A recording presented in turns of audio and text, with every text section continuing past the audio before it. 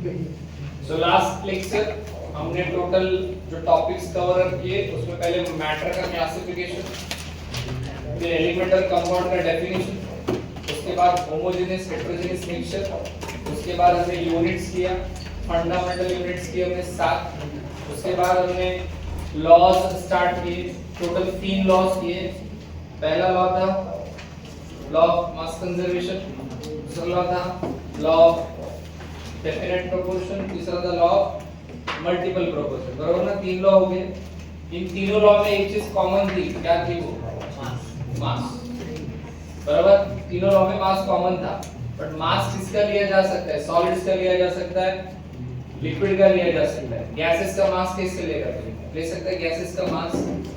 यहाँ पे गैस घूम रही है तो इसको बलून में भर के उस बलून को फुला के हमने वजन किया तो बलून का वजन आएगा क्या? नहीं ना, तो बलून उड़ेगा इधर उधर। वेट्स आता है मासेस को? नहीं आता। कळलं ना काय बोलतो? हवा जी आहे तिला वजन नसतं, त्यामुळे तिचं वजन घेता येणार नाही, नेग्लिजिबल आहे। तो हमारे एक साइंटिस्ट है, उन्होंने कहा हमारे जो 3 लॉ हमने जो पहले किए, law of mass conservation, law of definite proportion और लॉ ऑफ मल्टीपल प्रोपोर्शन, इन तीनों लॉ में मासेस लिया गया है। तो केमिकल रिएक्शन के दौरान सिर्फ मास कंसीडर किया गया है, बट प्रत्येक वेळी शक्य नसणार, कारण की आपले जे केमिकल्स आहेत, हमारे जो केमिकल्स हैं वो सॉलिड, लिक्विड और गैस तीनों स्टेट में मिलते हैं। तो मासेस हम सिर्फ सॉलिड और लिक्विड का लेंगे, गैसेस का ले पाएंगे? अजीब बात है। तो फिर क्या करेंगे गैसेस के लिए? तो उस केस में हमारे जो साइंटिस्ट है उनके नाम पे ये लॉ है, 4th लॉ। नाम है गाय-लुसिक लॉ, या फिर दूसरा नाम है गैसियस लॉ। या तो गाय-लुसिक लॉ या तो गैसियस लॉ, दोनों नाम पे रजिस्टर्ड है। कोई भी नाम से आपको एग्जाम में आ जाएगा। ये लॉ गाय-लुसिक ने दिया तो उनके नाम पे गैसियस लॉ। तो इस लॉ का क्या कहना है? जब आप केमिस्ट्री में कोई केमिकल रिएक्शन करोगे, केमिस्ट्री में कोई केमिकल रिएक्शन करोगे, तो जो रिएक्टेंट होते हैं, केमिकल रिएक्शन आ गया तो मैं बता रहा हूं आपकी केमिस्ट्री में, जब आप कोई केमिकल रिएक्शन करते हो तो ये जो लेफ्ट हैंड साइड हमने लिखा है, आपका लेफ्ट और आपका राइट, तो लेफ्ट हैंड साइड जो लिखा जाता है इसको क्या बोलते हैं? रिएक्टेंट बोलते हैं। और जो राइट साइड लिखते हैं उसको प्रोडक्ट बोलते हैं। तो लेफ्ट में रिएक्टेंट और राइट में प्रोडक्ट। तो ये बंदा बोलता है कि जब आप कोई केमिकल रिएक्शन कर रहे हो उसमें जो रिएक्टेंट है ये अगर गैसियस स्टेट में है, गैसियस स्टेट, आपका प्रोडक्ट भी गैसियस स्टेट में है, तो आप इनका मासेस कैसे लोगे? शक्यच नाही वजन घेणं। मग त्यांनी म्हटलं कि आपण जर वजन नहीं घेऊ शकत तर मग काय घ्यायचं? तो हम लोग उसका क्या लेंगे? वॉल्यूम लेंगे। क्या लेंगे? वॉल्यूम। तो देखो बता रहा हूँ लॉ थोड़ा सा मैंने आपको बता दिया हल्का सा कि when gaseous reactant react together, ये gaseous reactant react together to give gaseous product, बराबर? गैसेस रिएक्ट होता है, प्रोडक्ट में गैस बनता है, तो आपको इनका क्या लेना है? वॉल्यूम का रेशियो लेना है। क्या लेना है? वॉल्यूम। इसके पहले हमने किसका रेशियो लिए थे? मासेस के। आपके याद है 2 laws, definite proportion, multiple proportion, उसमें हमने रेशियो लिया था किसका? मासेस का। आपके पास लिखा होगा लास्ट लेक्चर का एग्जांपल्स, लिखा है कि नहीं? तीनों लॉ के, उसमें मैंने मासेस ही लिखा है, आपने देखा होगा, ग्राम्स में लिखा है सब कुछ। बट अभी ये जो रिएक्शन हम ले रहे हैं ये क्या है? गैसेस। तो गैसेस का क्या ले सकते हैं? वॉल्यूम। क्या ले सकते हैं? Centre boy you stand up. मी आता काहीतरी म्हणालो, रिपीट कर, रिपीट। ये तो उठो आ गए, फर्स्ट बेंच पे आ जाओ, उठो। इधर से उधर नहीं, उधर से मत, उधर से आ जाओ। और उड़िया मार दिया केमिस्ट्री में। तो जब हम रिएक्शन करेंगे तो आपकी रिएक्शन में जो रिएक्टेंट और प्रोडक्ट है वो अगर क्या है? गैस है, तो आप उसका क्या लोगे? वॉल्यूम लोगे, और या फिर वॉल्यूम का क्या लेंगे, रेशियो। चलो देख लेते हैं। आज अब रिएक्शन लिख रहा हूं मैं। Example N2 plus H2 gives you NH3। ये नाइट्रोजन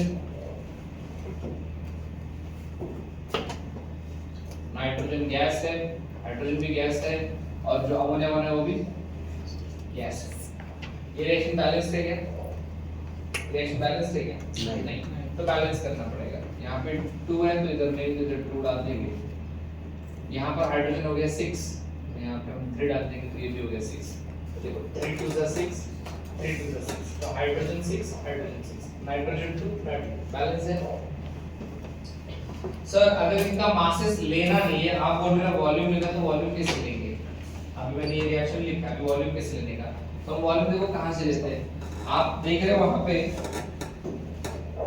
यहाँ पे कुछ है, इधर कुछ है क्या? इस नाइट्रोजन के प्रीफिक्स में कुछ है क्या?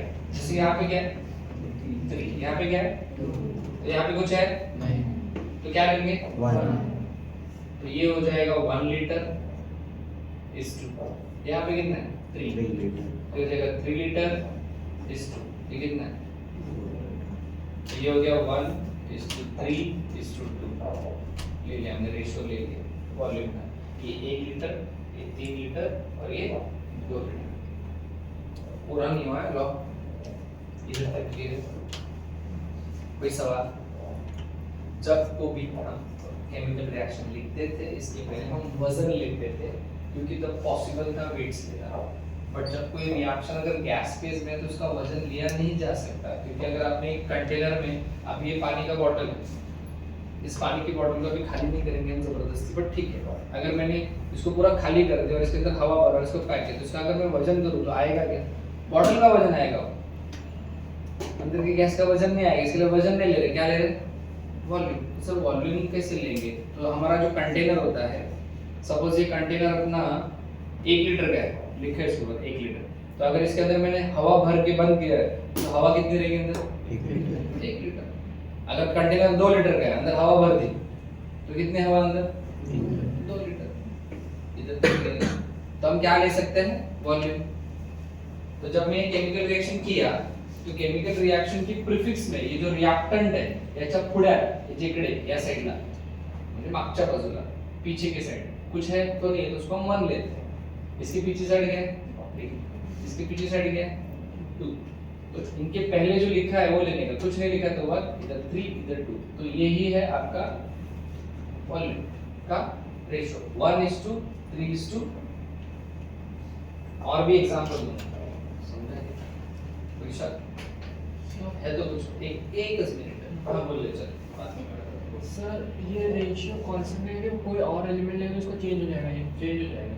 ओके, ये इस रिएक्शन के लिए ना, हर रिएक्शन के लिए अलग रहेगा। दे रहा हूं for example H2 plus O2 gives you H2, hydrogen gas, oxygen gas, जो बना है वो भी गैस, लिक्विड भी हो सकता है।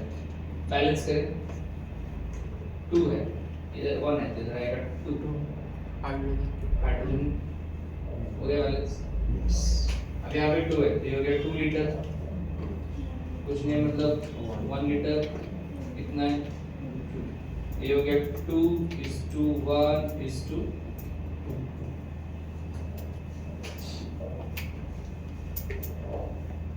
तो हर रिएक्शन के लिए अलग अलग है। कोई सवाल? ओके, अभी ध्यान दो, एक छोटी सी चीज बतानी है। जब भी हम कभी वॉल्यूम पढ़ते हैं, जब भी कभी हम वॉल्यूम पढ़ेंगे, गैसेस का नहीं किसी का भी वॉल्यूम पढ़ेंगे, तो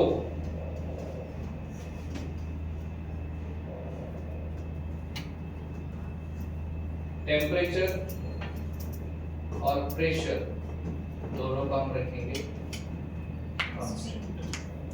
क्यों? अभी तक हमने जो तीनों लॉ पढ़े उसमें कहीं पर भी टेम्परेचर प्रेशर नहीं आया था। आज किसी ने तो मुझे वो 2-3 लॉ बता दिए, कुठेच टेम्परेचर आणि प्रेशर नव्हतं। मग आता अचानक ह्या लॉ मध्ये टेम्परेचर प्रेशर का आणि कशासाठी? आणि ते स्थिरच का ठेवायचं, कॉन्स्टंट मतलब स्थिर रखना है, बट कशासाठी, काय गरज आहे, तो गरज बता देता हूं। पहला टेम्परेचर का बता देता हूं, बताओ कि नहीं, टेम्परेचर का बता देता हूं। आपके घर में प्रेशर कुकर है, अच्छा सीटी बजती है क्या, बजती है, तो प्रेशर कुकर को नीचे से फ्लेम लगता है, फ्लेम गरम करते हैं, मतलब क्या, अंदर जो पानी हमने रखा था उसका क्या बनता है, स्टीम, स्टीम काय असतं, गॅस, म्हणजे जर खालून टेम्परेचर वाढत राहिला तर आतली जी स्टीम है ती बनत रहते, बरोबर ना, और ये स्टीम इतना बन जाता है कि ऊपर जो ढक्कन रखा रहता है उसको उड़ाने की कोशिश उसकी चलती है, बट क्योंकि ढक्कन आपने लॉक किया रहता तो उड़ता नहीं, तो उस ढक्कन के ऊपर एक छोटी सी सीटी रखी रहती है, विसल, मेटल का होता है भाई, कितना जड़ होता है, कितना वजन होता है उसका, सोचो जो अंदर स्टीम बना है, स्टीम क्या है, गैस, तो जब आपका टेम्परेचर बढ़ रहा है नीचे से कंटिन्यूस, वो स्टीम क्या करता है, इतना बनता है कि उस सीटी को फिर उड़ाने की कोशिश करता है, फिर सीटी वाइब्रेट होना शुरू करती है,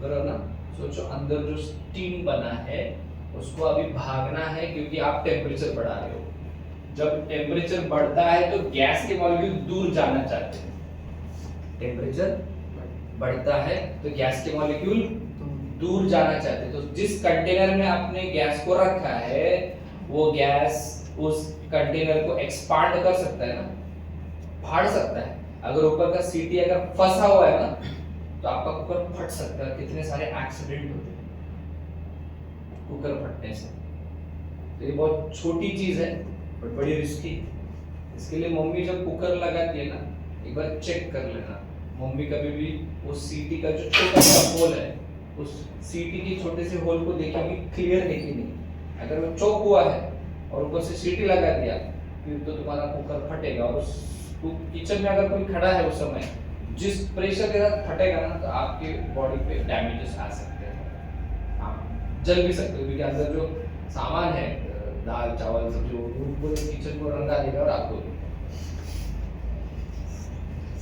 तो देखो टेम्परेचर बढ़ता है तो गैस के मॉलिक्यूल दूर जाना चाहते हैं, what is mean by that, दूर जाना चाहते हैं, उनका वॉल्यूम बढ़ता है, आपने किसमें रखा था 1 लीटर के अंदर, बट अभी वॉल्यूम बढ़ेगा 2 लीटर रहेगा, तो देखो टेम्परेचर बढ़ने पे वॉल्यूम पे असर पड़ता है, इसके लिए अपने को टेम्परेचर क्या रखना है, स्थिर, टेम्परेचर स्थिर रखा तो वॉल्यूम भी स्थिर रहेगा, मास पे कोई फर्क नहीं पड़ता, अभी बाहर गर्मी बढ़ी तो आपका वजन बढ़ता है क्या, बाहर ठंडी पड़ गई आपका वजन कम होता है क्या, इस मार्कर का वजन कम होगा, बढ़ेगा, फर्क नहीं पड़ता, तो मासेस पे टेम्परेचर का और प्रेशर का कोई फर्क नहीं पड़ता, इसलिए पहले तीनों लॉ में टेम्परेचर और प्रेशर ठीक है। अभी दूसरा एग्जांपल देता हूं, तो प्रेशर कुकर का था क्योंकि आप किचन में काम करते हैं, ठीक है, द बॉयज ये कहां जाते हैं किचन में खाना खाते, सभी बॉयज काम नहीं करते हैं, कुछ सेलेक्टेड होते हैं जो सच में अपनी मम्मी को हेल्प करते हैं और करना भी चाहिए, बेचारे दिन भर काम करते हैं आपके लिए, तो आपको भी उनके लिए कुछ करना चाहिए, है कि नहीं, तो पता नहीं आप किचन में जाते हैं नहीं, तो बाहर जाते तो बाहर की जिंदगी बता देता हूं, आपके घर में आपका कभी शायद ये शायद सबके लिए सेम नहीं होगा, बर्थडे सेलिब्रेशंस किए जाते हैं तो बहुत लोग बलून फुलाते हैं और घर में बलून बलून बलून बलून और दूसरे वो बलून घर में घूमते रहते हैं इधर-उधर, है ना, तो जो बलून के अंदर आपने हवा भरा है, अगेन हवा अचानक से घर में फूट जाता है, ऐसा कभी हुआ है कि बलून घर में रखा है बट किसी ने उसको फोड़ा नहीं बट खुद से फट गया, ऐसा कभी हुआ रहेगा, तो आप बोलोगे यार किसने पियर्स किया, किसी ने पियर्स नहीं किया, फिर आप बोलोगे यार इधर तो था अभी इधर तो ऐसा कुछ है नहीं नोकीला जो उसको फाड़ सकता है, फिर भी खुद से फट गया, क्यों, बाहर का टेम्परेचर अगर बढ़ गया है तो अंदर की जो गैस है वो भागने की कोशिश करता है और वो बलून को फाड़ देता है, ठीक है ना, ये दूसरा एग्जांपल था। तीसरा एग्जांपल छोड़ो, ये कॉमन था बर्थडे सेलिब्रेशन, आपको अभी इनके पास आते हैं, शायद आप लोग भी ड्राइव करते रहोगे, ये भी ड्राइव करते रहेंगे, आगे जाके आप ड्राइव करोगे, खुद की गाड़ी के ड्राइवर बनोगे, तो जिस दिन आप गाड़ी चलाओगे, गाड़ी में पहिए होते हैं, टायर होते हैं, टायर के अंदर हवा होती है। गर्मी का सीजन बहुत बड़ा है, बाहर टेम्परेचर बहुत ज्यादा है, तो रोड पे जो टायर घिसता है जिसको हम बोलते हैं फ्रिक्शन, आप नॉर्मल हाथ का भी करोगे ना तो आपके हाथ गर्म हो जाते हैं। सोचो टायर इतनी धूप में रोड पे फ्रिक्शन करता है कंटिन्यूस, टायर कितना गर्म होगा गाड़ी का, होगा कि नहीं होगा ना। टायर गर्म होता है, कभी हाथ लगा के देखना, 2-2.5 घंटा ड्राइव करना और फिर टायर को हाथ लगाना, टायर गर्म हो जाता है। टायर गर्म हुआ है, टायर के अंदर की हवा भी गर्म हो जाती है और वो भी टायर को एक्सपांड करती है। और अगर आपने 2-2.5 घंटे के बाद गाड़ी को नहीं रोका ड्राइव करने के बाद, 3 घंटे, 3.5 घंटे, 4 घंटे अगर आपने कंटिन्यूस ड्राइव किया ना, आपका टायर गाड़ी का फटने की कगार पे है। और अगर आपका स्पीड तभी 100 के आसपास है और उस हाई स्पीड पे टायर अगर बस्ट हो गया तो आप तो जाओगे, आपके साथ जो गाड़ी में बैठे वो भी जाएंगे, और रोड पे जो बेचारा चल रहा है जिसका कुछ लेना देना नहीं ये सब सीन से, उसको आप उड़ा दोगे, वो भी जाएगा। इसके लिए इंडिया में एक्सीडेंट होने का रेशियो बढ़ गया है। उसका कारण हमारे बच्चे आज गाड़ी घर पे सीखते हैं, ड्राइविंग स्कूल में जाके नहीं सीखते। पुराने जमाने में जो गाड़ियां सीखते थे ना, वो ड्राइविंग स्कूल में जाते थे, नहीं तो एक प्रॉपर ड्राइवर उसको सिखाता था, ये सारी चीजें सिखाते थे। साइंस, गैस सिखाया जाता है ड्राइविंग स्कूल्स में कि हर 2-2.5 घंटे के बाद आपको गाड़ी हॉल्ट करनी, 2 व्हीलर 4 व्हीलर बस है। आपने नोटिस किया होगा, अगर आपने कभी बस से ट्रैवल किया होगा, कोई भी बस से ट्रैवल किया होगा कहीं पर भी लॉन्ग डिस्टेंस, तो वो रोकते हैं बस को 2-2.5 घंटे के बाद, वो नॉन स्टॉप ड्राइव नहीं करते। अभी वो कौन से ये पढ़ के गए थे क्या गाइड से नहीं ना। तो देखो टायर फटता है और फिर एक्सीडेंट्स होता है। एक इंडिया में एक रोड बनी है अभी लेटेस्ट जो आपको फेमस है, समृद्धि महामार्ग, मुंबई टू नागपुर और आगे। समृद्धि महामार्ग पे बहुत मतलब नेशनल हाईवे है, बहुत एक्सीडेंट होते हैं, बहुत एक्सीडेंट होते हैं। उधर एक्सीडेंट होने का कारण किसी को नहीं पता चला शुरुआत में, बट एक स्टूडेंट उसने एनालाइज किया और एक आयुर्वेदिक लॉ उसने बता दिया कि उस रोड पे अगर आप ड्राइव कर रहे हो तो रोड पे आगे लेकर आप अगर ड्राइव करोगे वो बड़ा सीधा रास्ता है और पूरा मोकड़ा है। मोकड़ा मतलब कोई नहीं। सोचो हम हमारे नॉर्मल इस वाले गर्दी वाले इलाके में भी 50-60-100 क्रॉस करते हैं, ऐसे कुछ ड्राइवर होते हैं जो इतनी गर्दी में इतना फास्ट चलाते हैं। आपका लगे कि नहीं भाई, इसके लिए बोलना हमारे बच्चे घर पे गाड़ी सीखते हैं, ड्राइविंग स्कूल में नहीं। ड्राइविंग स्कूल गाड़ी चलाना नहीं सिखाता, ड्राइविंग स्कूल रोड पे गाड़ी कैसे चलाते हैं वो सिखाता है। क्या फर्क है? आप लोग जो घर पे गाड़ी सीखते हो ना, वो सिर्फ गाड़ी चलाना सीखते हो, रोड पे गाड़ी कैसे चलाने का ये सिर्फ ड्राइविंग स्कूल सिखाता है। रोड पे मतलब अगर आप सिटी पे हो तो आपका गाड़ी का स्पीड 40 क्रॉस नहीं होना चाहिए, 30 के ऊपर तो जाना ही नहीं चाहिए, क्योंकि छोटे बच्चे आते हैं, बूढ़े लोग आते हैं, क्रॉस करते रहते हैं। आप हाई स्पीड में उड़ा दोगे वो भी मरेगा, आप भी मरेगा। गलती आपकी है क्योंकि आप हाई स्पीड में सिटी में चला रहे हैं। सिटी का रूल है, आरटीओ का रूल है, अंडर 40 होना चाहिए स्पीड। अभी ये तो आपके पेरेंट ने आपको नहीं सिखाया। अगर आपने गाड़ी घर पे सीखी है, घर पे किसी गाड़ी सिखाते मैं बताता हूँ, ज्यादा फास्ट में चला, सामने कोई आएगा तो रोक, एक साइड से चला, किसने भी कितना भी हॉर्न बजाया ना कि साइड में रहने का, अपना रास्ता चले, ये सिखाते हैं गाड़ी। जो लीगली रॉन्ग है। तो ड्राइविंग सीखने के लिए आपको ड्राइविंग स्कूल जाना है, नहीं जाना है तो ये लॉ सीख लो। आगे जाके जब रोड पे गाड़ी चलाओगे मेक श्योर आपकी जान बचे और रोड पे चलने वाले पेडिस्ट्रियन जो भी है उनकी भी जान बचे। भाई उनकी क्या है, वो तो रास्ते से जा रहा था, उसके पास तो कोई गाड़ी नहीं, फिर भी गाड़ी से मौत हो गई।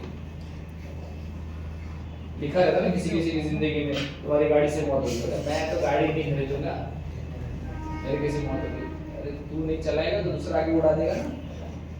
हमारे पास ऐसे बहुत सारे ड्राइवर हैं जो पायलट चलाते हैं रोड पे पायलट चलाते हैं, 200 की स्पीड से जाना देता है, उठा जाए ऐसे। Make sure take care. Okay, तो मैंने आपको टेम्परेचर का रोल बता दिया। तो जो समृद्धि हाईवे पे लोग गाड़ी चलाते हैं ना, वो 120, 130, 140 क्रॉस कर जाते हैं, और उस स्पीड पे टायर का जो रोड के साथ फ्रिक्शन है वो कितना फास्ट होता रहेगा। तो जो 2 घंटे के बाद टायर गर्म होने वाला है, वो 1.5 घंटे में टायर गर्म हो रहा है। सोचो उस स्पीड पे टायर गर्म हो गया है, फटने की कगार पे, नहीं फटेगा। जितने भी समृद्धि हाईवे पे एक्सीडेंट्स है, सब में टायर फटा हुआ है, सभी गाड़ियों। तो अभी उसका बाद में एक वीडियो आया था, उनको बोला गया था कि जो हवा आपने भरी है ना टायर में, वो कम भरोगे। तो जो लोग समृद्धि हाईवे पे स्टार्ट करते हैं ना, उसके पहले टायर की हवा चेक करते हैं, उसकी अगर हवा ज्यादा है तो उसको कम किया जाता है और फिर आगे जाते हैं। सोशल मीडिया पे वायरल हुआ है, पता नहीं ये आपने कब देखा है या नहीं, क्योंकि हम लोग वो देखते हैं जो नहीं देखना चाहिए। जिससे नॉलेज बढ़ेगा वो सारी चीजें हम अवॉइड करते हैं, क्योंकि नॉलेजेबल है। जान सबसे इंपॉर्टेंट है, बाकी कुछ भी नहीं, ऐसा मेरा मानना है। जिंदगी एक ही बार मिलती है, पता नहीं फिर मिलेगी नहीं मिलेगी, किसको पता। उसको अच्छे से जियो, मारने का कहीं, बराबर। चलो, सो आई होप टेम्परेचर का रोल क्लियर है। टेम्परेचर बढ़ेगा या कम होएगा तो उसका वॉल्यूम पे असर पड़ेगा। तो जब मैं ये केमिकल रिएक्शन करेगा, और ये केमिकल रिएक्शन में अगर मैंने टेम्परेचर फ्लक्चुएट किया, तो मेरे ये जो रेशियो आ रहा है ना, ये कम ज्यादा हो जाएगा। तो मेरे को यूनिफॉर्म रेशियो नहीं मिलेगा, एक जैसा रेशियो नहीं मिलेगा। इसके लिए मेरे को टेम्परेचर क्या रखना है, कांस्टेंट। दूसरा क्या बोला, प्रेशर। अगर किसी चीज पे, मतलब गैसेस, पहले गैस नहीं, पहले मैं सॉलिड देता हूं, ये मेरा सॉलिड है। इसके ऊपर अगर मैंने प्रेशर लगाया, क्या होएगा, ये छोटा रहेगा नहीं, इतना ही रहेगा ना, जैसा रहेगा क्या होएगा, टूट जाएगा, क्योंकि ये सॉलिड है। पण गॅसेस तसं नसतं। ये कंटेनर है, इस कंटेनर के अंदर हमने गैस लिया, ठीक है, और आपने ऊपर से लगा दिया प्रेशर, ऊपर से लगा दिया प्रेशर। तो जैसे जैसे प्रेशर बढ़ाओगे, तो जैसे जैसे प्रेशर बढ़ाओगे, ये जो पिस्टन है, ये पिस्टन नीचे आ जाएगा, आ गया पिस्टन नीचे आ गया। तो ये गैस के जो मॉलिक्यूल से क्या हो जाएंगे, नजदीक आ जाएंगे। तो ये आपने जो गैस लिया था 10 लीटर या 5 लीटर, वो क्या हो गया 2 लीटर। तो गैसेस को आप कंप्रेस कर सकते हैं। अब देखो यहाँ पर ये जो लिक्विड है, इस लिक्विड के ऊपर इतने पोर्शन में क्या रहेगा, गैस रहेगा। अगर मैंने यहाँ पर प्रेशर लगा दिया तो क्या होगा, देखो छोटा हो गया ना। ये वाले पोर्शन को अगर मैं प्रेशर डाल दूं, क्योंकि ऊपर जगह खाली है, इसके लिए क्या होएगा, ऊपर जाएगा पानी। पर जो गैस है, इस पोर्शन में क्या है, गैस है। तो देखो छोटा हो रहा है ना वॉल्यूम। तो अपने को वॉल्यूम परफेक्ट चाहिए ना, तो प्रेशर बढ़ा के चलेगा, प्रेशर कम करके चलेगा नहीं, क्योंकि गैस के मॉलिक्यूल नजदीक और दूर अपने आप भागते रहेगा। अब इसको मैंने छोड़ दिया तो ये ओरिजिनल शेप में आ ही जाएगा, ऐसा होना चाहिए। फिर से रिलीज कर दिया, ये अपने ओरिजिनल शेप में आ जाएगा, कट कट कट आवाज करेगा। अंदर जो गैस है ना, उसको फुलाएगा फिर से, क्योंकि गैस के मॉलिक्यूल अंदर भागते हैं ना इधर उधर रैंडमली। एक जगह पे रुकता है क्या गैस? गैस नहीं रुकता एक जगह पे, कॉन्स्टेंटली इधर उधर मूव करता है। रास्ते पे चलते वक्त हवा आती है तो आपकी ओढ़नी, सॉरी ओढ़नी जमाना चला गया, हेयर हेयर हेयर उससे से जुल्फे उड़ती है, कितना अच्छा फीलिंग होता है। तो वो जो जुल्फे उड़ती है आपकी हवा आने से, वो हवा किससे टकराती है, आपके हेयर से। मेरे लिए आपके हेयर तो उड़ते हैं, बराबर ना। तो देखो गैस के मॉलिक्यूल यहाँ हवा रैंडमली मूव करते हैं। तो इसके लिए टेम्परेचर और प्रेशर अपने को क्या रखना है, उसका असर पड़ता है वॉल्यूम पे। तो ये हो गए 2 रिएक्शंस। अभी तीसरा,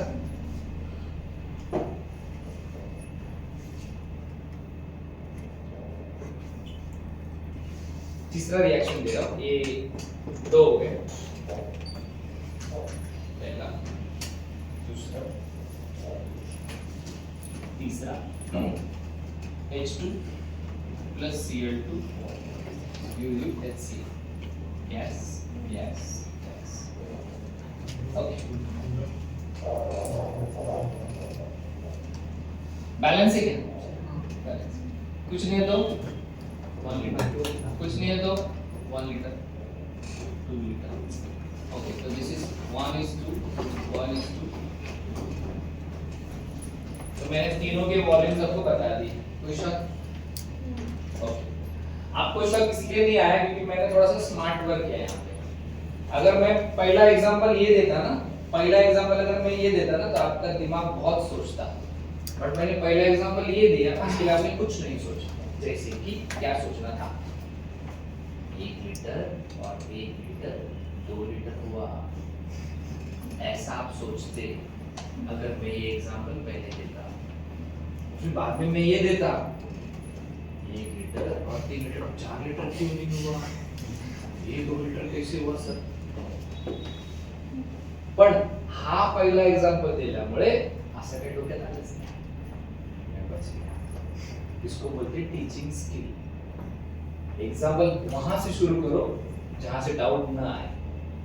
एग्जांपल उधर से मत शुरू करना जहां से डाउट ही डाउट डाउट ही डाउट, मतलब बच्चा कंफ्यूज ही कंफ्यूज है। अभी देखो कोई कंफ्यूजन ही नहीं है, आपके दिमाग में एकदम क्लियर है ना। बट अभी ये मैंने बताने के बाद सोचने लगे हो, हाँ रे हा 1 लीटर 1 लीटर 2 लीटर झाला, हा का नाही झाला 4 आणि हा 2 1 3 का नाही झाला वगैरह नहीं ना डाउट पूछना भी मेरी सोच थी आपकी, क्लियर है ना। ओके तो आप ये जो मेरी सोच थी उसका आंसर दे रहा हूँ। मैंने पूछा आपके साइड से, देखो इधर 1 आणि 1 2 झालं मग तिथे काय नाही झालं त्याचं उत्तर देतोय, टेंशन नका। वॉल्यूम आर नॉट एडिटिव, क्या है सफल बताया था नहीं, volumes are not additive. Okay for example ये 200 ml है, ये 100 ml है पानी, दूसरा कंटेनर लिया उसमें मैंने 200 ml में पानी के साथ शुरुआत कर रहा हूँ, पर गैस पे लेंगे। ये 200 ml लिया पानी, दूसरा एक बॉटल है उसमें भी 200 ml पानी, फिर ये पूरा पानी मैंने इस पर ट्रांसफर कर दिया, फिर भी पानी के ड्रॉपलेट्स बच जाएंगे, ठीक है। पानी का ड्रॉपलेट्स बचा है, पूरा पानी ट्रांसफर हुआ क्या? तो 200 लीटर प्लस 200 लीटर 400 लीटर होएगा क्या? नहीं हुआ ना, कुछ बच गया। और जब आपने खोला बॉटल कुछ भाग गया होगा, क्योंकि पानी वोलेटाइल है। ये तो पानी की बात हो रही है सर, हम तो गैस पढ़ रहे हैं, गैस थोड़ा भी लीक हो गया ना भाग जाएगा, इसलिए volumes are not additive. Practically 1 litre और 1 लीटर 2 लीटर होता है, मैथ्स का टीचर मारेगा नहीं तो पकड़ के, कौन बताया रे 1 लीटर और 1 लीटर 2 लीटर नहीं होता। तो ऑन पेपर 1 + 1 2, पण प्रत्यक्षात जेव्हा आपण 2 लिक्विड्सला किंवा 2 गॅसेसला जेव्हा आपण मिक्स करतो ना, तर ते मिक्स होतात, ऍड नाही होत। ऍड होणे आणि मिक्स होणे मध्ये फरक आहे, कळलं का? आता हा किती आहे, 2 ग्राम याचं वजन आहे, तर मी अजून एक मार्कर ठेवला 2 ग्राम आणि 2 ग्राम किती होणार, 4 ग्राम, काय झाले, ऍड झाले। कारण ऑलरेडी तुमचा जो मार्कर आणि पेन आहे ते सॉलिड फॉर्म मध्ये आहे, ह्याच्यामध्ये काय मिक्स नाही ना होणार, ह्याच्या वरती जाऊन बसेल ना, म्हणजे ते काय होते, ऍड। पण जेव्हा आपण 2 लिक्विड्सला मिक्स करतो, हा लिक्विड हा दुसरा, तर ह्याच्या आतमध्ये जाऊन मिक्स होतात ना ते, तर दूध आणि पाणी मिक्स होतं ना, की पाणी खाली आणि वरती दूध, मग 2 आणि 2 4 मिक्स होतं ना, ते झालं लिक्विड। आता गॅसेस, ये गॅस ही दुसरी गॅस मिक्स होती है, ऍड किती होती, कळलं ना? त्यामुळे व्हॉल्यूम प्रत्यक्षात ऍड नाही होत, ठीक आहे ना। आपण करतो 1 + 1 2 लीटर, पण प्रॅक्टिकली 1 + 1 नाही होत तिकडे, म्हणून त्याचा रेशो घेण्यात आला। कोणी काय असेल वर्ड आउट अंडरस्टूड, रिपीट। पानी पी सकते हैं,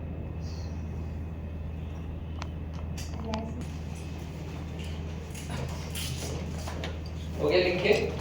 ओके तो नेक्स्ट जो लॉ है, 5th लॉ, वो है एवोगाड्रो लॉ। ये भी लॉ किसका है, गैसेस के लिए है। तो इन्होंने क्या बताया था गैसेस को लेकर, ध्यान देना, इनका ये कहना है equal volume of all gases. मतलब आपने सपोज 1 लीटर नाइट्रोजन गैस लिया, आपने 1 लीटर ऑक्सीजन गैस लिया, आपने 1 लीटर हीलियम गैस लिया, इक्वल, तो आपको दिख रहा है सब कुछ इक्वल है, वॉल्यूम क्या volume 1 litre of all gases अलग अलग गैसेस, ऐसा है कि मैंने तीनों इसमें सेम ही गैस में तीनों अलग अलग gas, so equal volume of all gases जो भी आपने लिया है, इसके अंदर जो मॉलिक्यूल्स होंगे, इसके अंदर और इसके अंदर, अब मॉलिक्यूल आपको समझेगा कि उधर ड्रॉ करते हैं। सपोज नाइट्रोजन के यहाँ पे 4 मॉलिक्यूल्स है, ऑक्सीजन के भी 4 ही होंगे और हीलियम के भी 4 ही होंगे, ऐसा इनका है। जितकं तुम्ही व्हॉल्यूम घ्याल त्याच्यामध्ये तितकेच मॉलिक्यूल्स असतील। समजा तुम्ही hydrogen, helium, nitrogen, oxygen, carbon dioxide कुठचंही गॅस घ्या, ह्या सगळ्यांचं व्हॉल्यूम सेम ठेवा, तर त्याच्या आतमध्ये जे मॉलिक्यूल्स असतील ते पण सारखेच असतील। म्हणजे सर तुम्हाला असं म्हणायचं आहे का कि 1 लीटर ऑक्सीजन घेतलं तर समजा आपण चला आंकड़ों में बात करें तो मैंने वहां पे 4 मॉलिक्यूल बनाए थे, 4 डॉट बना ना, 4 क्रॉस बना, तो इसमें भी कितना रहेगा 4 रहेगा, इसमें भी कितना रहेगा 4 रहेगा, मतलब 1 लीटर ये लो, 1 लीटर ये लो, 1 लीटर ये लो, तो इसके अंदर कितने मॉलिक्यूल्स रहेंगे, ऐसा इनका है इसका एवोगैड्रो, और उसकी वैल्यू मैंने दी है, मैं आपको दूंगा, पर पहले law. So what law state, equal volume of all gases volume is directly proportional to number of molecules, n म्हणजे काय नंबर ऑफ मॉलिक्यूल्स, v म्हणजे वॉल्यूम, n म्हणजे नंबर ऑफ मॉलिक्यूल्स। तर ह्या साहेबांनी ते रिलेशन दिलं आपल्याला, किती असतं ते सांगतो। यांनी 22.4 लिटर मध्ये चेक केले किती मॉलिक्यूल्स आहेत आणि ते नेहमी 6.022 into 10 raised to 23 होतं। हे आहे v, हे आहे n, v म्हणजे व्हॉल्यूम लिटर, हे आहे n म्हणजे मॉलिक्यूल्स। म्हणजे एवोगॅड्रोने 22.4 लिटर नायट्रोजन घेतलं, ऑक्सिजन घेतलं, हिलियम घेतलं आणि तिघांमध्ये चेक केलं तर मॉलिक्यूल्स किती होते, एवढेच होते 6, ते व्हॅरी नाही करत, समझाएंगे। Equal volume of all gases, कोई डाउट है, मतलब आपने 1 लीटर पानी लिया, आपने 1 लीटर दूध लिया, 1 लीटर ऑयल लिया, ये तो लिक्विड्स है, जितना भी आपने लिया है तीनों का वॉल्यूम सेम है, 1 लीटर, तर त्याच्या आतमध्ये असणारे जे मॉलिक्यूल्स आहेत ते पण तेवढेच असणार। जर वॉल्यूम वाढला तर वाढवे, ये कितना अभी 22 है ना, 22 का क्या करो 44 करो, डबल करो, तो मॉलिक्यूल्स भी क्या हो जाएगा, डबल हो जाएगा। सुना, तो डबल मतलब कितना जाएगा, 6 का कितना जाएगा, जैसे आपने 1 डजन लिया कितना होता है 12, 2 डजन लिया कितना आएगा 24 क्या, 24 क्या 12 क्या, वो 1 डजन की वैल्यू है 12, 12 क्या, 1 डजन क्या होता है 12, 1 डजन क्या होता है, 12। अरे रुकना, ये मुंह बंद करके बैठे ना, उनसे आवाज नहीं आ रहा है। 1 डजन कितना होता है, किती असते 1 डझन काय,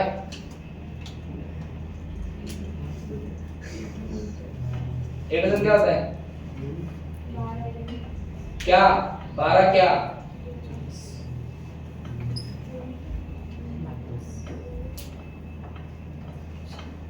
अबे 10वीं पास है ना, मेरे को तो शक हो रहा है, काही विचारलं तर यश असतं। बघा तुमचे मार्क विचारले नाही, परसेंटेज जितना कचरा हो जाएगा परसेंटेज का, मतलब क्या है 10वीं पास होते तर आपल्याला डझन माहित नाही। 1 डझन कितना होता है 12 होता है, पण 12 काय युनिट्स ना, ते म्हणण्याऐवजी पार्टिकल म्हणलं तर चालेल का, पार्टिकल म्हटलं तर चालेल का, की नाही, युनिट्स पार्टिकल्स, म्हणजे असं म्हणू शकतो ना की मार्केट मध्ये जर मी आता गेलो आणि 1 डझन काही घेतलं, मला समोरचा देणारा 12च देणार, मग ती अंडी असो, केळी असो, आंबे असो, 12च भेटणार ना, की जास्त भेटतील, तुला 8 तर 13 देतील, तुला एक एक्स्ट्रा घेऊन जा, नाही ना, 1 डजन आपने मार्केट में कुछ भी लिया कितना मिलता है? 12 ही मिलता है ना, क्या कुछ भी, मैं वो बोल रहा था कुछ भी लो 12 ही देगा। आपने टमाटर भी 1 डजन मांगा तो 12 ही देगा, ना बोलेगा क्या हो, तो खुशी खुशी देगा, वो लेके जा, मेरा फायदा हो की नाही? सगळ्याच गोष्टी 1 डझन तुम्ही काही मागा, बांगड्या मागा 12च देणार, पेन्सिल मागा 12च देणार, इरेजर मागा 12च देणार, टिकड्या मांगा 12च देगा, चप्पल मांगो 12 ही देगा। 1 डजन मार्केट में कुछ भी लोगे तो 12 मिलेगा ना कि नहीं? तो 2 डजन कितना आएगा? डबल किया ना। तो वही कंसेप्ट बंदे ने लगाया एवोगाड्रो में कि अगर आपने 22 लीटर लिया तो उसमें क्या मिलेगा? 6 मॉलिक्यूल्स 6 पार्टिकल्स, समझा क्या? तो अगर 22 लीटर की जगह पे आपने डबल किया 44 लीटर किया तो वो 6 का कितना जाएगा? 12। समझा ना? कोई दिक्कत? ऊपर से गया क्लियर है ना? मैं तो बड़ा वो जो कंफ्यूजन था क्योंकि हमारा ये टॉपिक आगे आएगा जिसका नाम है मोल कंसेप्ट है, उसमें मैं ये पढ़ा हूं आता डायरेक्ट वैल्यू दी है सर। अभी मैंने डायरेक्ट वैल्यू दिया है, आगे इस टॉपिक में मोल कंसेप्ट आएगा तो मैं बता देगा ये 22.4 लीटर क्यों लिया है और 11 लीटर क्यों नहीं लिया, 10 लीटर क्यों नहीं लिया, वो मैं आपको बताएगा। और वो जो सामने वैल्यू आई है 6.022 वो कैसे आई है वो भी मैं ही पढ़ाएगा, ठीक है ना? इस कंडिशन हायड्रोजनचा ॲटम सगळ्यात स्मॉलेस्ट ॲटम असतो आणि बाकीचे एलिमेंट्सचा ॲटम म्हणजे साईजने जास्त असतो, तर मग व्हॉल्यूम पण वेगवेगळं होईल ना? तू तर ॲटमचं व्हॉल्यूम बोलतो.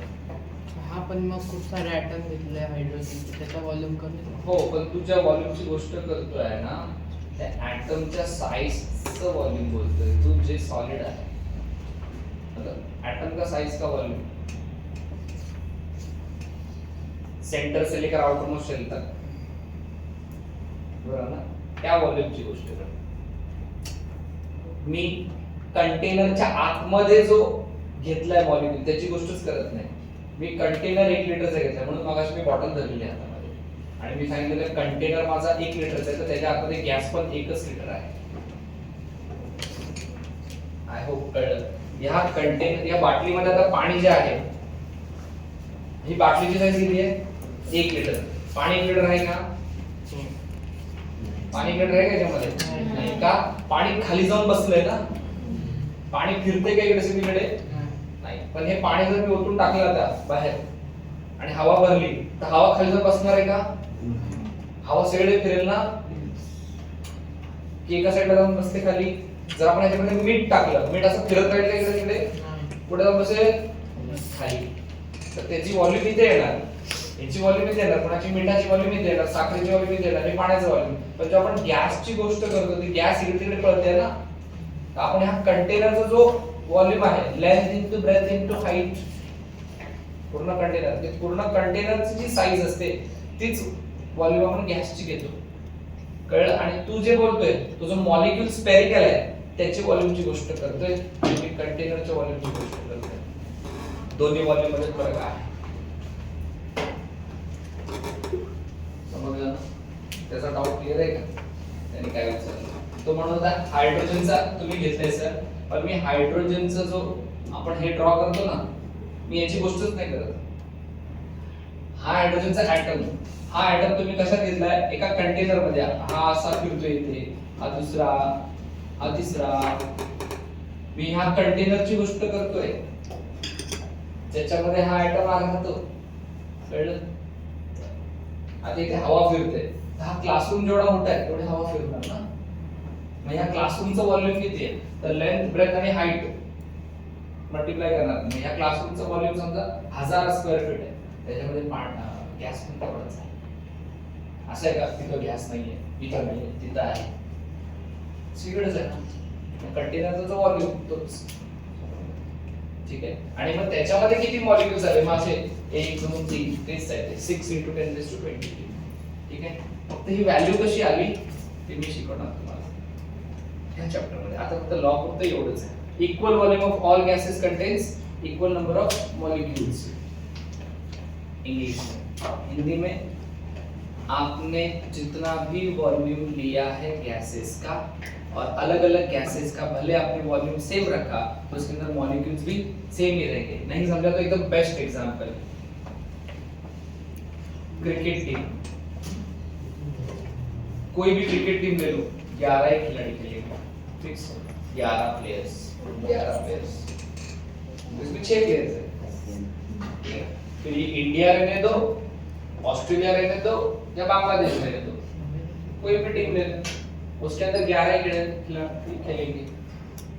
बा एक्स्ट्रा रहते हैं बट खेलते वक्त मैदान में क्या रहेंगे वो फिक्स है ना वैल्यू, वैसा समझे। वैसे हमने अलग अलग टीम्स लिए हैं और उसके अंदर मॉलिक्यूल्स उतने ही खेलेंगे 11, तो उसका वॉल्यूम कितना है तो 22.4, ठीक है ना। तो जैसे मैदान फिक्स होता है, ग्राउंड फिक्स होता है ना, उसके अंदर कितने खिलाड़ी खेलते हैं 11, तो 11 ये हो गया और मैदान क्रिकेट का ऐसा है क्या। मुंबई इंडियंस इधर गली में आके खेलता है और बैंगलोर उधर स्टेडियम में खेलता है, इंटरनेशनल स्टेडियम में, ऐसा नहीं ना, अलग अलग मैदान होते हैं सबके।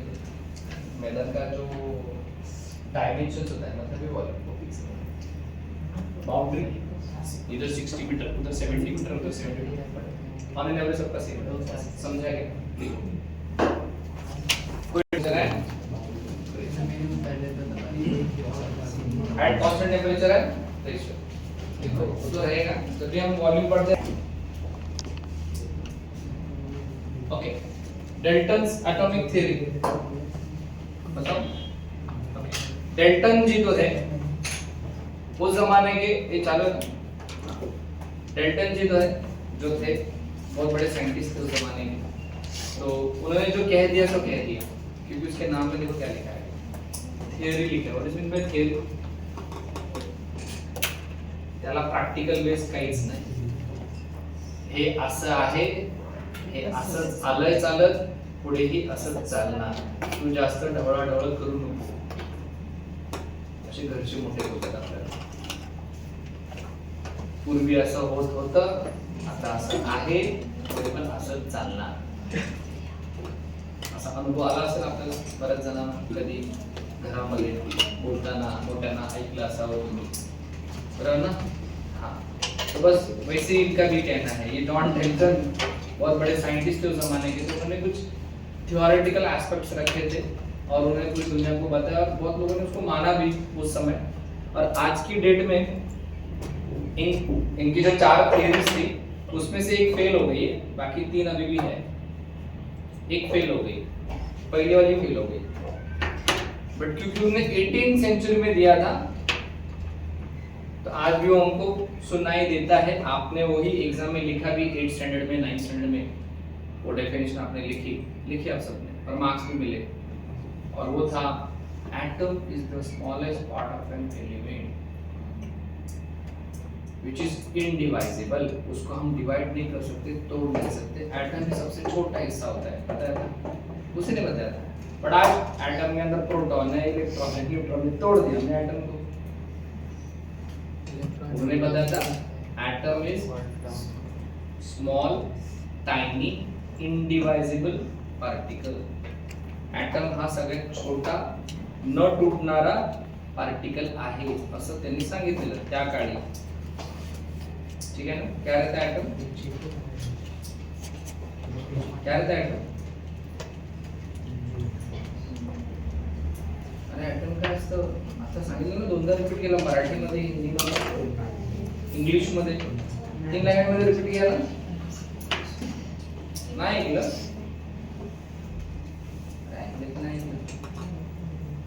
नाही ऐकलं, तू ऐकलं, तू ऐकलं का सांग, तू ऐकलं सांग। पार्टिकल, एटम काय असतं, छोटा, टाइनी म्हणजे छोटा, इनडिवाइजेबल म्हणजे जिसे तोड़ नहीं सकते, ऐसा पार्टिकल। बताया ना अभी, नाही ऐकलं दोघींनी का, ऐकलं नाही, जोरात बोलू, मला काय बोलायचं, याचा आवाज वाढायचा, त्याला याचा आवाज मोठा होता बघ, मी त्याच व्हॉल्यूम मध्ये बोलतोय, त्याच व्हॉल्यूम मध्ये बोलतोय, मी व्हॉल्यूम वाढवलंच नाही, माझा स्वतःचा आवाज वाढवतच नाही, इकडनं वाढवलं की लगेच आवाज वाढला, मी त्याच भाषेत त्याच व्हॉल्यूमला त्याच लेवलला बोलतोय. माझं व्हॉल्यूम वाढवायची गरज नाही. वाढवलं की मला ऐकायला जोरात येणार. काय करू? ध्यान.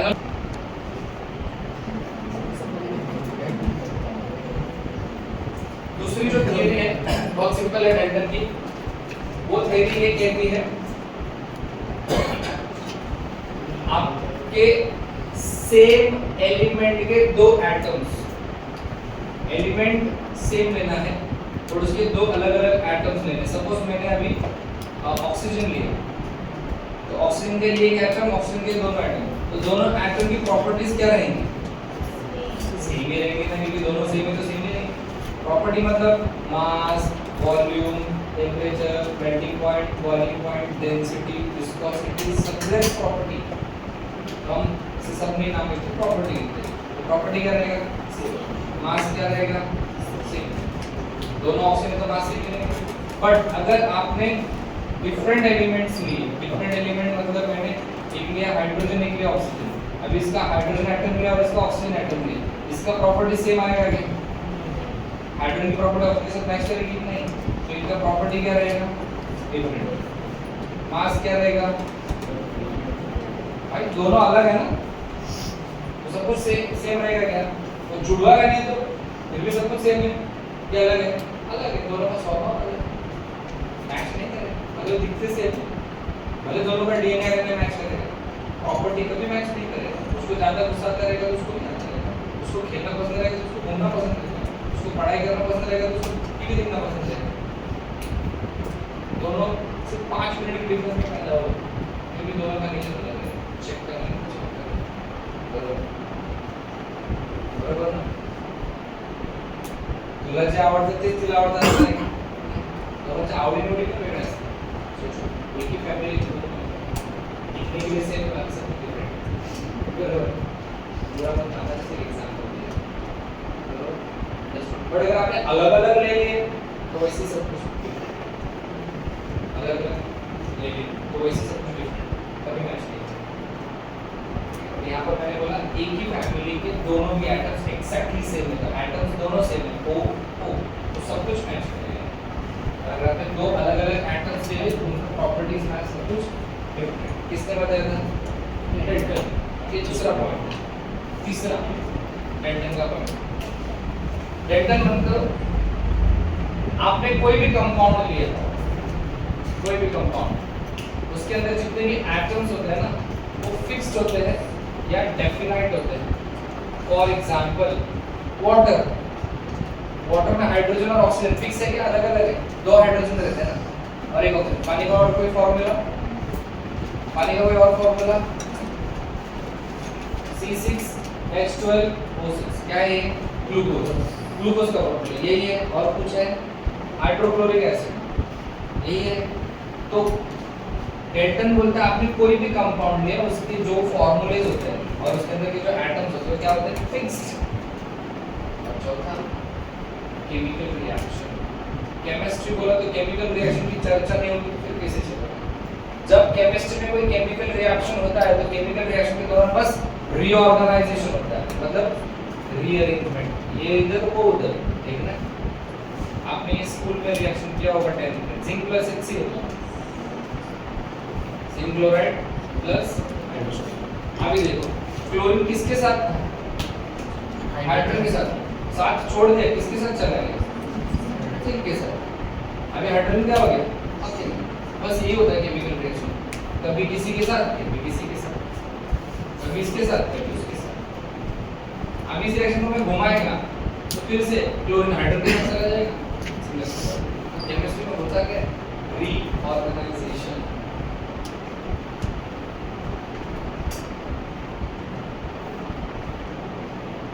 ऑर्गेनाइज होती है. बट कभी आपको लगता है जैसे आपकी बैग या आपका शेल्फ, आपका टेबल या आपका कबोर्ड, उसके अंदर जो चीजें आपने रखी कभी आपको लगता है नहीं लिखा है मेरे पास, तो आप चीजों को उल्टा उल्टा कर देते हैं. हाँ ये सब है. उसको क्या बोलते हैं? ऑर्गेनाइज. पहले से ऑर्गेनाइज था, आपने थोड़ा इधर उधर यूज करते थे रीऑर्गेनाइजेशन. अभी तो ऐसे पेजेस रखे फिर लगे आपने ये क्लासरूम थोड़ा ऐसा है, क्या पता ये बोर्ड उधर लगा दिया क्लासरूम ऐसा बना दिया.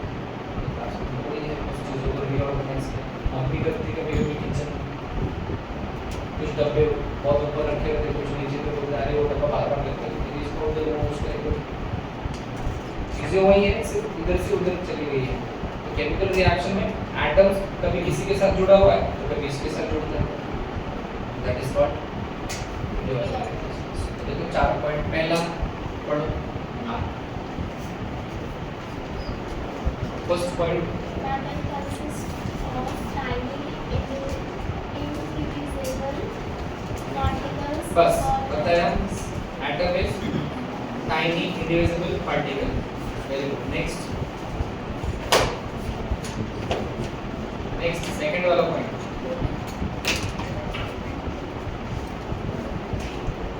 All the atoms of the given elements have identical properties देखो, including mass. all the atoms of same element have identical मतलब same properties and Atoms of different elements. देखो atom of different elements have different properties and mass। हो गया तीसरा, Compounds are formed when देखो atoms of compounds are formed when atoms are different elements combine in a fixed ratio. fixed, बता दिया। Next last Chemical reaction involve only the reorganization of atoms. ठीक है, समझा चारों लॉ, चारों statements clear. आगे बढ़े, टिक करना है, जिनके पास टेक्स्ट बुक है बट सर हमने हेडिंग दी है उसके नीचे लिखना रेफर टेक्स्ट ये टेक्स्ट क्यों देना। देखो ना, हमें मैंने लॉ पढ़ा है, मैंने आपको लॉ की तो लॉ ऑलरेडी इसमें प्रिंटेड है ना, मैंने एग्जांपल दिया, आपने एग्जांपल आता याचं काय एग्जांपल नाही ना, मग आपण तेच सांगितलं refer text book page number क्या पेज नंबर 6. देखो हेडिंग देना डेल्टा एटॉमिक थ्योरी और नीचे लिखना refer text book page number 6 पे दूसरे रीति से दी कब लोगे ले लेना, एक ही लेना दोनों में क्या है। अब ये प्रॉब्लेम हो जाता है शेयरिंग सिस्टम में, तो एकच मला माझं पाहिजे असं होतं का कधी, असं होतं का कधी नाही हो, तू ॲडजस्ट करत असेल तू मोठी असते दादागिरी करते आणि तू लहान आहेस तर हट्टीपणा करतेस ना, मलाच पाहिजे मी लहान आहे असं काय।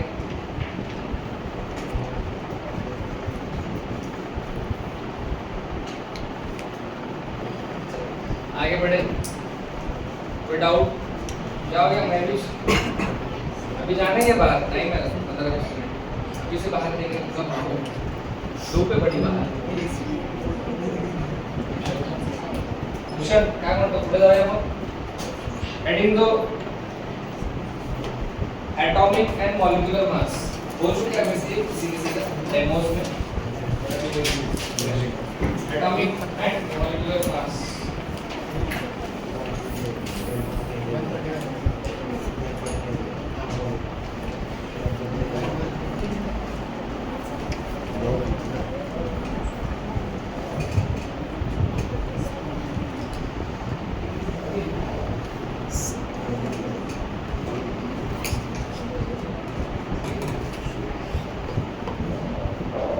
एटॉमिक है मॉलिक्यूलर,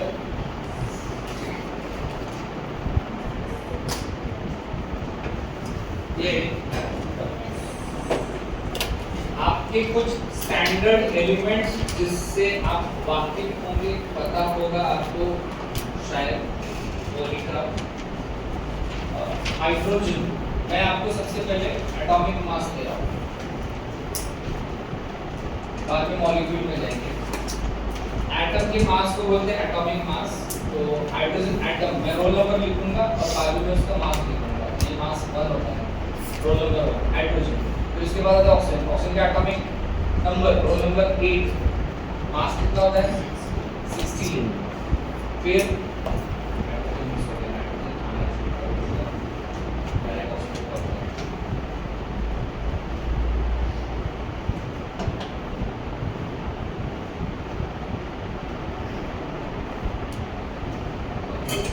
कार्बन, कार्बन का एटॉमिक नंबर, मास,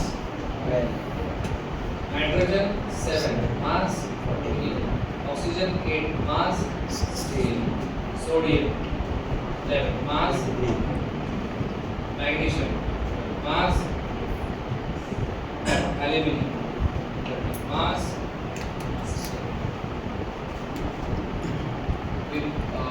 phosphorus 15, mass, sulfur 16, mass, chlorine 17, mass, 25.5 बस ना। तो ये सारे आपके, टेंशन मत लो, 1 2 3 4 5 6 7 8 10 आपके पीरियोडिक टेबल में 118 एलिमेंट है, मैं 118 नहीं दिया, वो सिर्फ 10 दिए। 118 का 10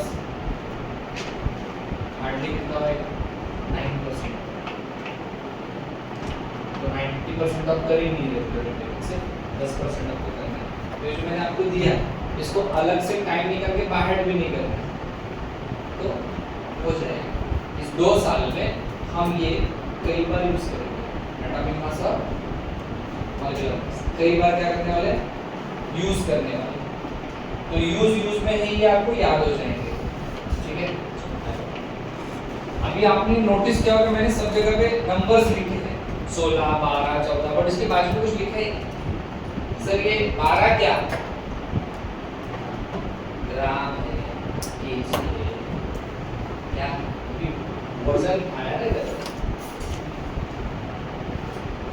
क्या कहते हैं, मास आ गया। तो मास यूजुअली बचपन से सुना है हमने कि क्या रहता है मास का यूनिट, केजी। सर ये केजी में ना, इनके जो यूनिट्स हैं लिख रहा हूं आपके लिए, हम लिखते हैं यूनिफाइड, या फिर डा लिखते हैं, या फिर ग्राम पर मोल लिखते हैं, या फिर अमू लिखते हैं। यू मतलब यूनिफाइड, डा मतलब डाल्टन, ग्राम पर मोल, ये तो ग्राम पर मोल है, रीड करते ग्राम पर मोल। और लास्ट है एटॉमिक मास। तो देखो कहीं पर भी केजी या ग्राम्स नहीं लिखे, ठीक है। नेक्स्ट, ये सारे के सारे यूनिट सेम है, डा, यूनिफाइड, ग्राम पर मोल या फिर अमू, ये सभी के सभी क्या है, सेम है। There is no conversion at all, सब सेम है। आप डा लिख सकते हो, आप अमू लिख सकते हो, आप ग्राम पर मोल लिख सकते हो, इट्स योर चॉइस। पण केजी लिहायचं नाही, फक्त ग्राम लिहायचं नाही, ठीक है ना। ओके, बाजू में डेटा दे दे सर, फिर ये कभी ग्राम केजी में नहीं रखते, हाँ होते हैं, कर सकते हैं। 1 अमू की वैल्यू है मुझे, 1 अमू मुझे एटॉमिक मास यूनिट, एक एटम का वजन, एक एटम का वजन।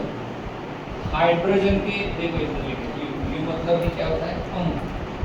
1 अमू हाइड्रोजन के एक एटम का वजन ग्राम्स में कितना होता है, ये ग्राम्स में कितना, सिर्फ ग्राम। ये ग्राम से क्या, ये ग्राम से क्या, ये ग्राम से क्या, आवाज निकालो ना, नहीं है ना। इसको ग्राम्स में लेके जाने हैं, केजी में लेके जाने हैं, वो वैल्यू 1.66056 into 10⁻⁻24 ग्राम, ये ज्यादा बेटर है, वो हम ज्यादा बेटर है, इसके लिए हम यही फॉलो करते हैं। इसमें हम ग्राम्स में या केजी में यूज नहीं करते, हम सब यू या अमू में ही यूज है। इतना इजी है ना, 1 बोलना, हाइड्रोजन का वजन 1, कार्बन का वजन 12, इतना आसान है। उसके बाद हो जाएगा 1.66056 into 10⁻⁻24 का उतना होता है, तो 12 का कितना रहेगा सर, उसको 12 से मल्टीप्लाई करेंगे, फिर सर 23 का 23 से मल्टीप्लाई होगा।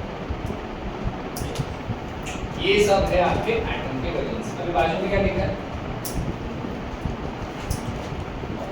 Atomic mass, atomic weight, chemistry में मास और वेट सेम होता है बच्चों? केमिस्ट्री में मास और वेट सेम होता है, दोनों अलग नहीं होते। फिजिक्स में अलग होता है मास और वेट, एक पे ग्रेविटी एक्ट करता है, एक पे नहीं करता, ठीक है ना?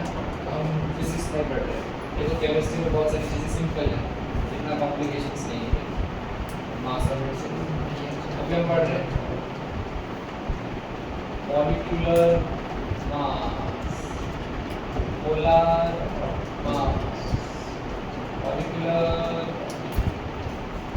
वेट, पोलर मास, मॉलिक्यूलर वेट, ये सब का मतलब एक ही होता है, ये तीनों टर्म सेम, ठीक है? तब मैं एक मॉलिक्यूल लिख रहा हूँ, ये सब क्या थे? एटम्स। अभी एटम्स को जोड़ोगे तो मॉलिक्यूल बनेगा, चलो बना लेते हैं। आपने इसको देखा होगा, तो मैंने दो हाइड्रोजन और एक ऑक्सीजन को मिला के एक मॉलिक्यूल तैयार किया, तो वहाँ पे एटम था, हाइड्रोजन का, ऑक्सीजन का, कंबाइन के मॉलिक्यूल। फिर दूसरा इजी वाला सल्फ्यूरिक एसिड, फिर C6H12O6 कौन है? ग्लूकोज, CH3COOH कौन है? Acetic acid. तो ये हो गए तुम्हारे मॉलिक्यूल्स, ये एटम्स और ये उनको जोड़ के बने हुए मॉलिक्यूल। तो सर इनका भी वजन रहेगा? हाँ, अभी मैं इनका वजन कैलकुलेट कर रहा हूँ। बहुत टाइम है, मैंने देखने का नहीं, इधर टाइम आ जाता है जो गलत है। ये देखिए कुछ नहीं, रात के 12 बजे क्या करना है, किसको दिया टाइम? आप लोगों ने टाइम देखना इसलिए शुरू किया क्योंकि वहाँ पे बच्चों की हलचल शुरू हो गई, तो आपको लगता है साढ़े 12 पूरे 45 और आज ज़्यादा कुछ पढ़ा है नहीं, दो ही लोग पढ़े, चार उससे पता है पकड़ डेल्टन के जो 4 थियरी, तो वो तो थियरी है, पढ़ा है नहीं।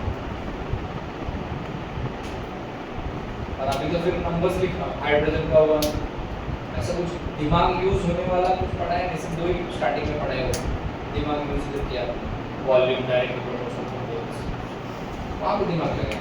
डेल्टन की थियरी में दिमाग लगाया आप लोगों ने? यहाँ पे दिमाग लगा रहे हो? ये तो स्टैंडर्ड वैल्यू के ऊपर देख रहे हो आंखों से, सुन तो नहीं रहे, सुन रहे हो? बस तो अभी मैं वाटर का वेट कैसे निकालेंगे, सल्फ्यूरिक एसिड का वेट कैसे निकालेंगे, कितने लोगों को ये सिखाया मैंने? कितने लोग उस लेक्चर में थे जब मैंने मॉलिक्यूलर वेट सिखाया? डेमोस में था, डेमोस में लिया था, बाकी रेगुलर में कोई लिया नहीं, एक्सपेरिमेंट लिया था। देख लो, नहीं समझा तो बोर्ड से, नहीं तो मुझे पूछो। मैं वाटर का वेट निकाल रहा हूँ, वाटर में जो जो एटम्स है नोट डाउन कर लो, H और O, H और O, और कुछ है इसमें? इसके बाद क्या लिखना है? इसका वेट कितना है? हाइड्रोजन का वेट कितना है? 1, ऑक्सीजन का वेट कितना है? 60 इनटू सबसे पहले उसमें जो एटम्स है वो लिखो, उसके बाद उनके वेट्स, हाइड्रोजन का वेट 1 और ऑक्सीजन का 60, ठीक है? अभी ये फॉर्मूला में कितने हैं? हाइड्रोजन कितने फॉर्मूला में? 2, यहाँ पे 2 है। ऑक्सीजन कितना है? 1, ये हो जाएगा 2, ये हो जाएगा 16, कितना आ गया टोटल? 18। पानी का वजन कितना है? 18 क्या ग्राम केजी, ठीक है? कितने यूनिट्स? इसमें से कुछ नहीं, या तो यूनिफाइड लिखो या तो अमो लिखो। नेक्स्ट, अभी इसका, इसमें कौन कौन है? H है, S है, O है, H है, S है और O है। H का वेट कितना है? H का वेट कितना है? सल्फर का, ऑक्सीजन का 16। हाइड्रोजन कितने हैं फॉर्मूला में? हाइड्रोजन कितने हैं फॉर्मूला में? 2। सल्फर कितने हैं फॉर्मूला में? 1। Oxygen 4।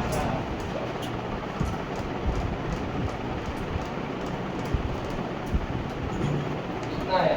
90 kg with amount to gram. Next,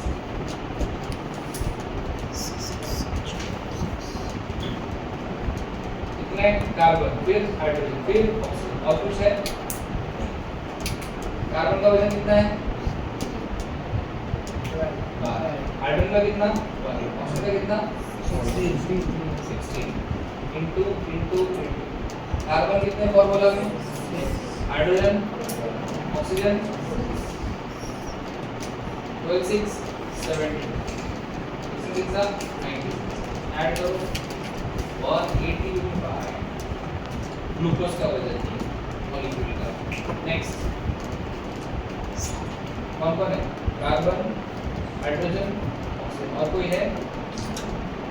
carbon 12, hydrogen और ऑक्सीजन 16 into कार्बन कितने? मेरे को तो 2 लिख रहे हैं, ये एक और ये एक। हाइड्रोजन कितने? 4, ये 3 और ये। ऑक्सीजन कितने? 24 4 और 32 कितना है? 60 क्या ग्राम पर मोल। ये भी आप लिख सकते हो ग्राम पर मोल, ग्राम पर मोल। समझा? इस तरीके से हम मॉलिक्यूल का वेट कैलकुलेट करते हैं। क्लियर?